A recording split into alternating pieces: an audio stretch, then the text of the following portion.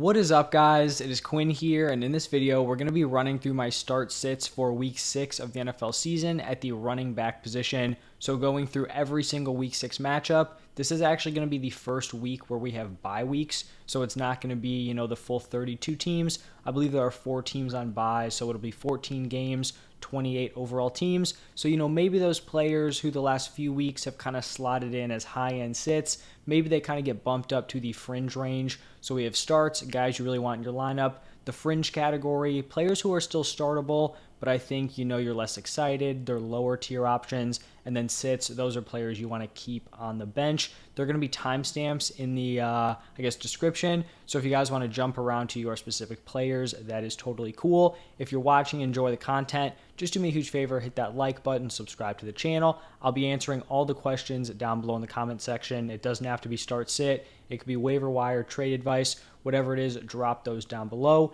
And then one more cool opportunity before we do jump into the Thursday night game. On Underdog Fantasy Football, you guys can jump into some best ball resurrection leagues. So maybe you're in a few fantasy leagues.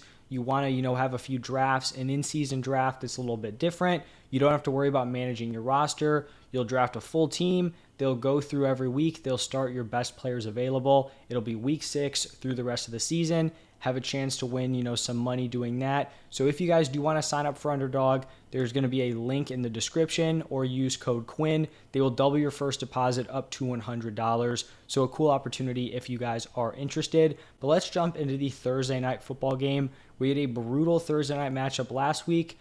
This one on paper doesn't seem like it's much better. The Commanders taking on the Bears. For the Commanders, we finally saw Brian Robinson make his debut. Just great to see him back and on the field, after suffering gunshot wounds, which really just could have been a, much worse situation. But he comes back, and basically this Commanders backfield was just brutal fantasy-wise. Looking at the snap share splits, we had J.D. McKissic leading the backfield at 41%. Then we had Antonio Gibson at 32%, Brian Robinson at 29%. We saw McKissic and Gibson each get 7 opportunities. Brian Robinson led the backfield with 9 opportunities. At this point in time, all 3 of these guys are unplayable. I think we could see Brian Robinson kind of improve on this role. We did hear that he was going to be on a snap count coming into the game, so maybe they wanted to give him a few more opportunities, up his snaps, but they're just kind of easing him back. It truly does seem like the odd man out here is going to be Antonio Gibson. Could you have McKissic operating as like the 2-minute drill guy, the third downs, then you've got B-Rob taking the early down work, and then Gibson's just kind of, in no man's land here. He was someone I was really kind of advising people to try to trade off of basically from week 1 on, because it definitely seems like he is completely unplayable right now and is like the 3rd best option fantasy-wise in this backfield. On the other side with the Bears, we saw David Montgomery come back, have a really solid fantasy game. I think it's pretty clear here. Montgomery's going to be a start. Sitting Khalil Herbert. Herbert's a very talented backup, but when Montgomery's in the lineup, he's just not going to have much startable value. Now moving over to the Sunday slate, we're going to start it off with the 49ers taking on the Falcons. For the 49ers, I have Jeff Wilson listed as a start, Tevin Coleman as a sit. And I do just want to talk a little bit about each of these players, week 5 performance. So prior to this week, we had seen Jeff Wilson just taking massive shares of this 49ers backfield. It's something they talked about where they didn't have a ton of trust in their running backs, and they kind of felt like they were putting a lot of pressure on Jeff Wilson. So they kind of, gear back his workload, at least in terms of snap share. So Jeff Wilson only took 58% of the snaps. I say only just because it's been less than previous weeks. Still a fine amount for like a, top 24 running back, somewhere in that range. So he takes 58% of the snaps, 17 carries, 2 targets, turns that into 20.2 points. But we actually see Tevin Coleman come in here, only command a 29% snap share, 8 carries, 3 targets, but he does turn that into 21.7 fantasy points. He does that, on the production of 2 touchdowns. So I feel like this is probably a, split we're going to see moving forward. Jeff Wilson's going to be the guy, getting the majority of the opportunities. Tevin Coleman's going to filter in here. I don't think Coleman is going to be startable. I feel like, like I said, carried by those touchdowns, that's not something we can expect to carry over, here into week 6. On the other side with the Falcons, this was just a very, very gross backfield split against the Buccaneers. So it was basically like a three-headed committee here. Tyler Algier did see the majority of the snaps, so he had a 59% snap share. He also led the team in carries with 13, but had 0 targets. We saw Avery Williams have 26% snap share, 3 carries, 2 targets, and then Caleb Huntley with 24% of the snaps, 8 carries, 0 targets. So we've got 3 different running backs who are fairly involved. It really is just a mess of a backfield and, a team that I'm just going to be avoiding altogether, or at least, a running back room I'm going to be avoiding, especially in a tough matchup against the 49ers. Just not looking pretty here for these Falcons running backs. Then we have the Patriots taking on the Browns, and we saw Damian Harris leave their Week 5 game with an injury. We then saw Ramondre step up and just was dominant in that game. I think both of these guys are starts if they're both 100% healthy. I think if Damian Harris is out, Ramondre Stevenson is like flirting with top 10 running back potential. Like the dude is that good if he does have that full workload. So I think, if Harris is out, Ramondre is obviously a start. If Harris is in and we're positive he's healthy, I do think we can start both of these guys, but we're not looking at Ramondre as like a, RB1. He's more of like a mid-tier running back 2 if Harris is in the lineup. On the other side with the Browns, this is just going to be my spot where I'm going to take my L on Nick Chubb here. I was low on Nick Chubb heading into the season. I'm pretty sure I recommended him as a sell high after, I think it was week 2. And he has just totally proven me wrong here. My main concerns here for Nick Chubb had nothing to do with his talent. I'm pretty sure every time I talked about him, I, gave the context of he is arguably the best running back in the NFL, at least in terms of being a pure runner. And so I thought, through the first 11 games of the season, I thought he'd kind of be struggling. I thought the touchdown upside wasn't going to be there. And straight up, the dude's been getting into the end zone a ton. This offense has been totally competent. And it really makes you think, like, if Deshaun Watson comes in after his suspension and is the player we saw the last time he was on the field, Nick Chubb is just going to go to the moon and is probably going to be a league winner this season. So that is me accepting my L. I guess I'll be on the Nick Chubb bandwagon, even though I have basically no shares of him. But, he's obviously a start. And then his number 2 there, Kareem Hunt, is a start also, more of like a fringe top 24 option. The next game, we have the Jets taking on the Packers. For the Jets here, I feel like every week in this video, I lock in on like the snap shares, who has what role for this backfield. I feel like we can put that to bed. Breece Hall is that guy. He is a locked-in start, and I think he is probably drawing live to be a top 12, top 10 running back rest of season. And then we're going to be sitting Michael Carter. Did score 2 touchdowns, but those were just like off the back of Breece Hall driving them down the field. And then Carter kind of gets, subbed in because Breece Hall needs a breather. Breece Hall's the guy. Michael Carter is a sit. On the other side with the Packers, I think we continue to fire up Aaron Jones. I think in general, both of these running backs have been pretty disappointing, but the guy I do want to talk about here is A.J. Dillon because he has been relegated from the start section to more of a fringe option. So, we all know A.J. Dillon had been disappointing through 4 weeks, but the usage really took a dip in week 5. So through 4 weeks, he was one of these guys where I kept saying the workload's there, the touchdowns are going to come, the big games are going to come, because the workload was there, averaging 14.3 carries per game, 3.5 targets per game. That is totally worthy of a starting option, especially on like a capable offense. Not like an elite, insane offense, but it's not like he was putting this together on, I guess what's the worst offense? Like the Texans offense or the Jaguars offense recently. Like this is a solid workload on a solid offense. Then in week 5, I don't even know what happened here. He drops to a 32% snap share, only has 6 carries, and is not targeted 1 time. So I don't think this is something that's going to stick. I think we saw the Packers offense kind of struggle. They lose to the Giants.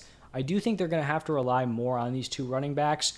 But, you do have to be a little weary here just because, he's been underperforming and now we see a dip in the usage. So I do think you can start him, but he's definitely not the guy that you're super excited to toss into your lineup and, really want to trust as a strong running back too.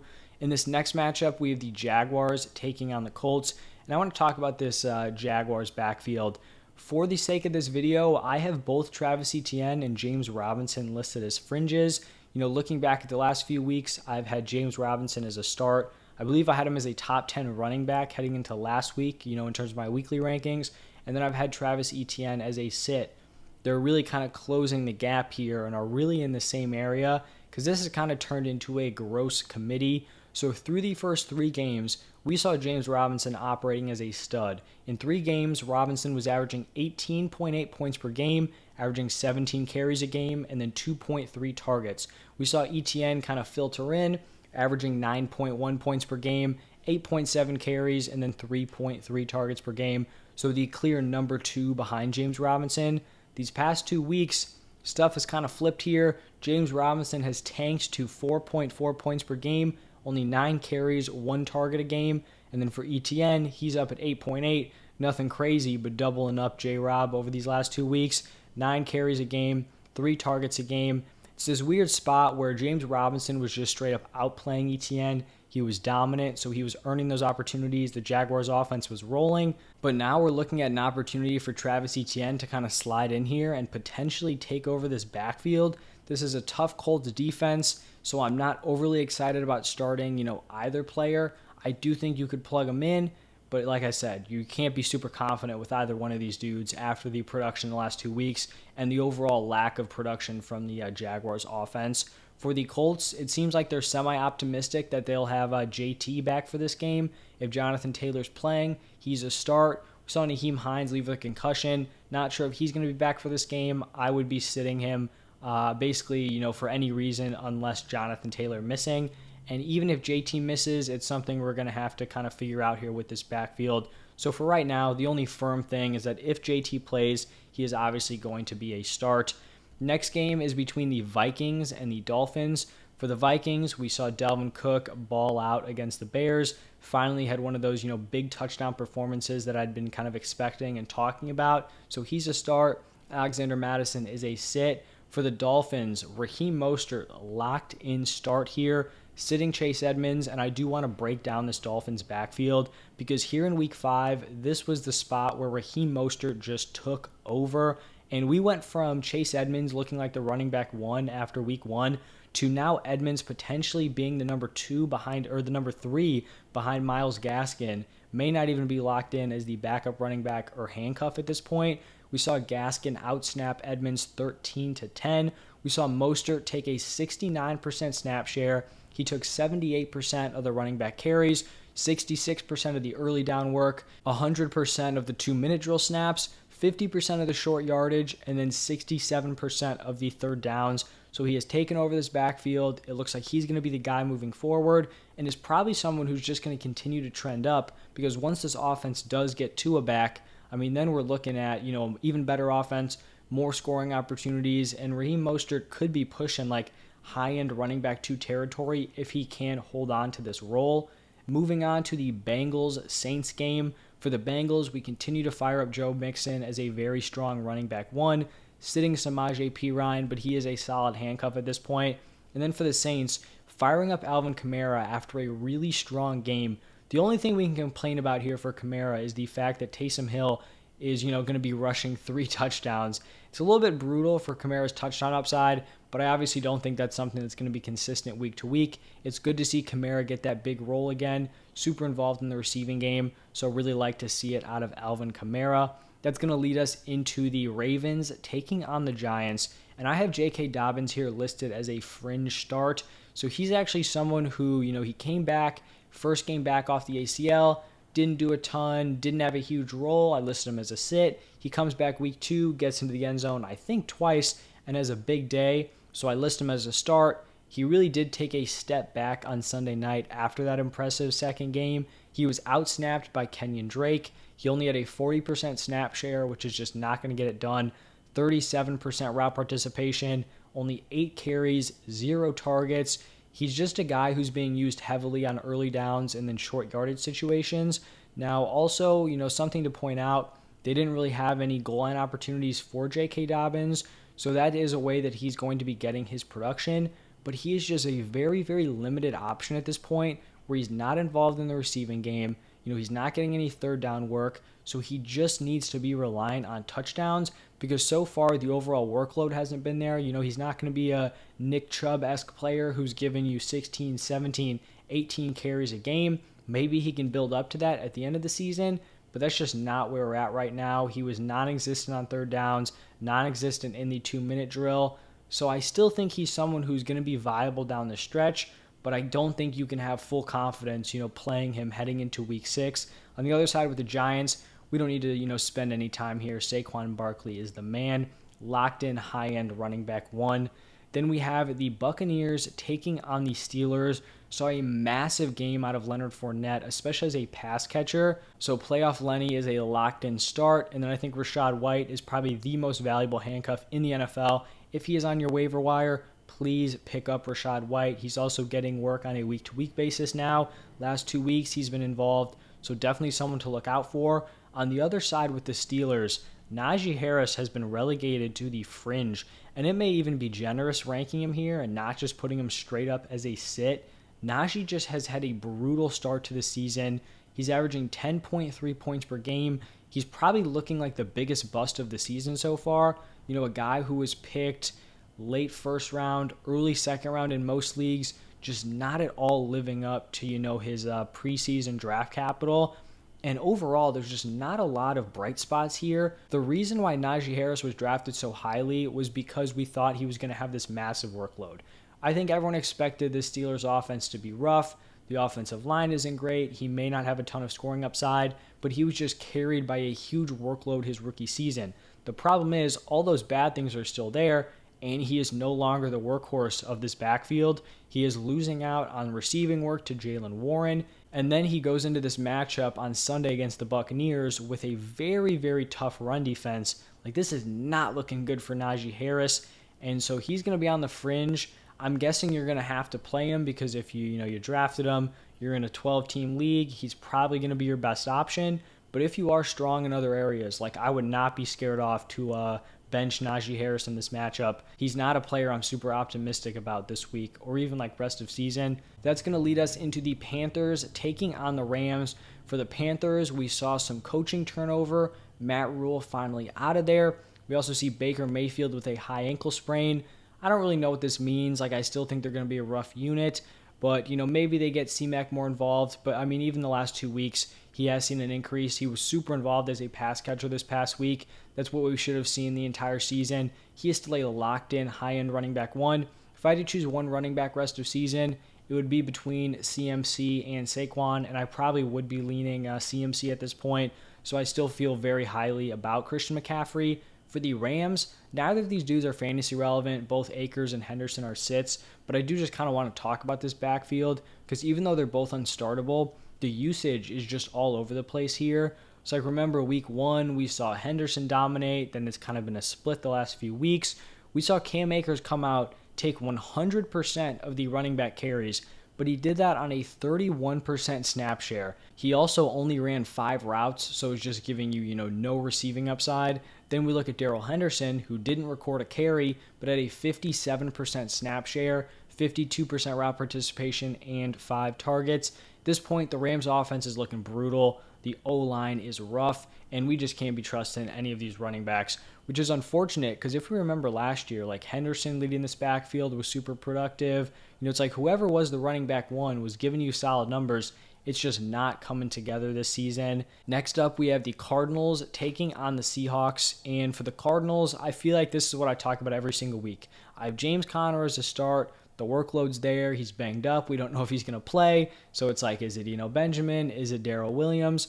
At this point, I'm just going to say, assuming everyone's healthy, James Conner's going to be a start. Sitting sitting Williams. However, James Conner left with a rib injury in week 5. Darrell Williams is a little bit banged up. So if those 2 players are out, I do think Benjamin is a decent start this week, but this is probably just a spot with the Cardinals that we're going to need to evaluate throughout the week. So probably tough to make a firm stance right this second, especially maybe Connor's banged up, he's limited, and we don't want to start any of these dudes. That is also a possibility. But on the other side, what I do know is that I want Kenneth Walker in my lineup. Now you guys may be wondering, I'm not a huge Rashad Penny guy. I wasn't a huge fan of him. I listed him as a sit, I think basically every week except for in week 5, if I am remembering correctly, and even then I put him as a fringe after his big week 4 performance. The reason why I like Kenneth Walker is that when we're looking at those two guys as players, I just personally believe they are, pretty similar in terms of talent. At least at this point, I think Walker definitely has the higher overall ceiling. But the difference is that when Rashad Penny was playing, he had a limited workload with Kenneth Walker on his heels. There is no Kenneth Walker, now on Kenneth Walker's heels. He is going to be the number one in this backfield. I think the Seahawks offense has been very impressive the last few weeks. They've definitely taken some strides. So I think Kenneth Walker is a solid start and probably a top 24 guy at this point in the season. If he's on your waiver wire, I'd be, paying up a lot of fab to bring him in, spending the number one priority. I do think it's worth it here for Kenneth Walker. Keeping it rolling here, we have the Bills taking on the Chiefs. And honestly, I don't know how this is not a primetime game. This is definitely the best matchup on paper of the week. For the Bills, I'm going to be listing Devin Singletary as a start. And I feel like we kind of have figured out something here where Devin Singletary is actually going to be given the most opportunities in competitive games. These games where the Bills are just kind of blowing out their opponents, they kind of lean on Zach Moss, they lean on James Cook. The competitive game scripts, they're going to be playing Devin Singletary. So I think that lines up very well for Singletary this week. Going up against the Chiefs, this is probably going to be, potential shootout or just a semi-close game where Singletary's going to have to stay in the game. They're not going to be taking him out, resting them, all of that stuff. On the other side with the Chiefs, it's a little bit more difficult to kind of decipher this backfield. I still think we have to roll with CEH as a start. I feel like everyone's been saying it for weeks, like CEH super touchdown dependent. He's going to fall off. The regression is coming. Looks like the regression came a little bit. He still actually almost got into the end zone, kind of had his butt on the ground a few inches before he did cross the plane, and I think they went to Kelsey, got the touchdown. So he's still getting those opportunities in the red zone. I think the problem for CEH kind of comes into the fact that he's not really outperforming guys like McKinnon and Pacheco in his opportunities. So I think his role is fairly fragile, but until he loses it, I still think we have to ride him to get the touchdown upside. And then sitting Jerick McKinnon, who did have a solid game on Monday Night Football. Now, I believe this is the Sunday night game, the Cowboys taking on the Eagles, and I feel like basically I'm just going to keep this up until Dak Prescott returns. Elliott and Pollard are both going to be fringe options and probably lower tier fringe options. I mean, neither of these dudes received a single target last week, so they were just, locked in on the ground. We see Pollard get the touchdown. Zeke has the bigger workload, but he can't get into the end zone, and if he doesn't score, he's basically a zero in your lineup. So not super confident with either of these guys, especially going up against the Eagles, but, fringe options, if they're your flex, your running back 3, whatever it is, I don't think they're the worst options. For the Eagles, we continue to fire up Miles Sanders as a solid, RB20 to RB24 play week to week, and then sitting his backup, Kenneth Gainwell. And then Monday Night Football, I'm sure everyone is pumped up to see the Broncos on prime time again. We've got the Broncos taking on the Chargers. Hopefully the Chargers can kind of make up for the brutal Broncos offense that we're going to have to watch. But for the Broncos, I do think Melvin Gordon is startable. Kind of talked about last week, there was a lot of uncertainty with that backfield. Melvin Gordon kind of had a meltdown game, fumble, drop. They bench him. They bring in Mike Boone. Are they going to roll with Boone? Are they going to go back to Melvin Gordon?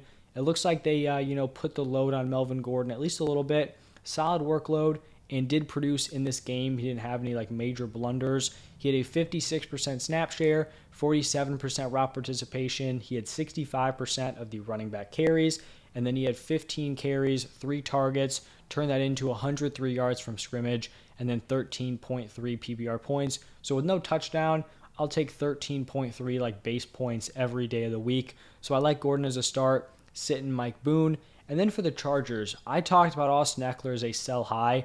What Austin Eckler is doing on a sub 60% snap share is truly unbelievable. He's wildly efficient. He's been scoring touchdowns the last 2 weeks. So what this really makes me think is if Austin Eckler had that 70, 80% snap share, even the workload he had last year, this dude could be putting up an elite running back ceiling. He's definitely still in range to be a high-end running back 1.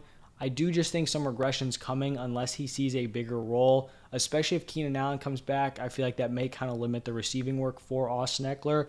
But at this point, you kind of just continue to fire him up. If you want to sell high, I don't think it's the worst move. Kind of swap him out for another running back one. But, he continues to produce, really just, showing off his talent, because the overall role he has is not one that's, super, set up for him to just be an absolute baller, but he just continues to put up massive production. So that is going to wrap it up for every single week 6 matchup, all 14 games. If you guys did enjoy the video, hit that like button, subscribe to the channel. I'm going to be posting my wide receiver start sits today also, so check those out if you haven't seen them already. As always, thank you for stopping by, and I'll see you guys in the next one.